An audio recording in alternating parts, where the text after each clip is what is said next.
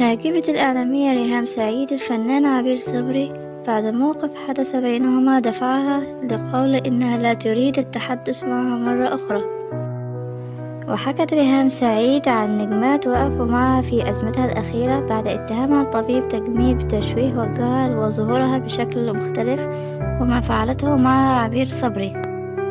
وقالت ريهام سعيد أكتر حاجة أنا كسبتها في الأزمة دي هي الفنانين اللي ما كانش ليا علاقة بيهم وبقوا أصحابي جدا دلوقتي وكلهم عندهم خلق غير طبيعي. يعني أنا عشان أجيب نمرة حد معرفوش وأكلمه وأسنده وأفضل أكلمه مرة واتنين وتلاتة وأديله نمرة دكتور، دي ناس كويسة قوي. يعني ريهام عبد الغفور كنت أعرفها من قبل لكن مش قريبين زي دلوقتي. ست محترمة أنا مسمياها ملاك. وريهام حجاج ورضوى الشربيني حاولت تشوف لي دكتور، يمكن لما آخر مرة وديتني الدكتور وعرفت إن مفيش حل بطلت تتواصل قوي.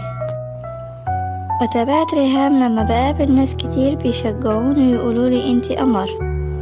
مفيش غير واحدة بس جرحتني جرح فظيع مش المفروض أقول اسمها، احنا أصحاب واشتغلنا مع بعض.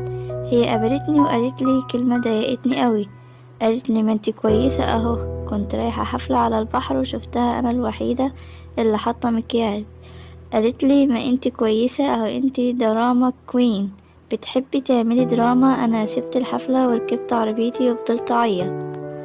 واكملت ريهام كنت عايزة اقول لها لو تعرفي كم الألم اللي فيا وانتي بتحافظي على نفسك ووشك قوي. هي عبير صبري بقول اسمها عشان انا مش عايزة اكلمها تاني، مش من واجب حد ان يقف جنبي لان مفيش حد يقدروا يعملها لي، لكن ان تقول خير او تصمت. لو مش قادرة ادعمك ما تقوليش انتي دراما كوين. انا عملت دراما قبل كده في ايه ان واحدة اتسجنت وما طلعتش بعدها اعيط لكم، وقفت سنة ورجعت قوي من الاول. عندي كم من حاجات اتظلمت فيها قوي وعمري ما فتحت الموضوع فين انا دراما كوين.